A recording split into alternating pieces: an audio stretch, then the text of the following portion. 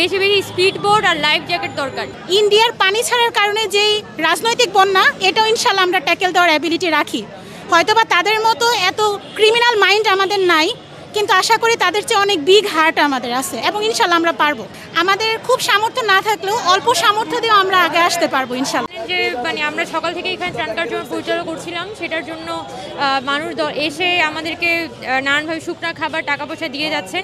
আমরা সেগুলো সংগ্রহ করে সেগুলো লিস্ট করে আজকে বিকাল সন্ধ্যার মধ্যে এখান থেকে বের হয়ে যাব। এখনও পর্যন্ত কিন্তু আমরা ফেনীতে বা নোয়াখালীতে অনেক মানুষ আটকা পড়ে আছে, তাদেরকে রেস্কিউ করা সম্ভব হয়নি। যখন তাদেরকে রেস্কিউ করা পসিবল হবে একটা পোর্শনকে, তখন যে তাদের ত্রাণ কার্যক্রমটা আমরা স্বাভাবিকভাবে চালাতে পারবো। এখনও যেহেতু পরিস্থিতি স্বাভাবিক না, এখানে ত্রাণ নিয়ে যাওয়ার মতো পরিস্থিতি নেই। সন্ধ্যার পরে পরিস্থিতি বুঝে এখান থেকে রওনা দিবে। এটা তো আসলে প্রাকৃতিক রাজনৈতিক দুর্যোগ বলা যায় আর কি। তো সবারই আমাদের দেশের সবার আগায় আসা উচিত। যারা ছাত্র জনতা আছে, সাধারণ মানুষ আছে, সবাই যে যারা বন্যার্থ আছে তাদের সাহায্যের জন্য আগায় আসা উচিত।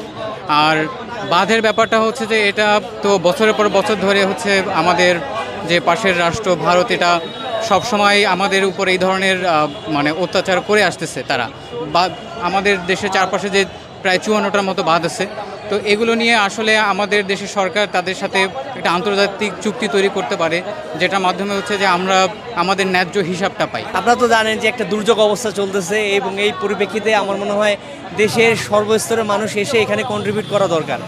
দিন শেষে ওনারা আমরা মানুষ, আমরা এই সাপেক্ষে আমরা আসলে চিন্তা করতে পারি তাদের জন্য।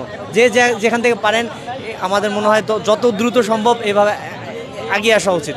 যে টাকা পয়সা দিয়ে হোক বা জিনিসপত্র দানের মাধ্যমে হোক, যেভাবে পারেন বা নিজে গিয়ে ওখানে যে দিক থেকে পারেন তাদের কন্ট্রিবিউশন একটা সবার দরকার আছে আমি মনে করি।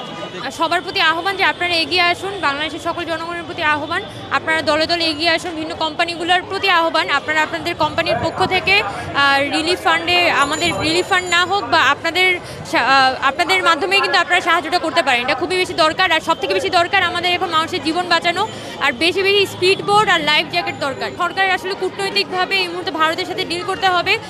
বাংলাদেশে কিন্তু বিভিন্ন জায়গায় বাঁধ খুলে দেওয়ার কথা উঠছে, তো বাঁধগুলো দ্রুততম সময়ের মধ্যে ভারতের সাথে একটা সমঝোতা এসে এখানে বাঁধগুলো কিভাবে পানি আটকাইতে হবে, এটা মানুষের জীবন বাঁচাতে হবে, এটাই যে এখন মূল লক্ষ্য।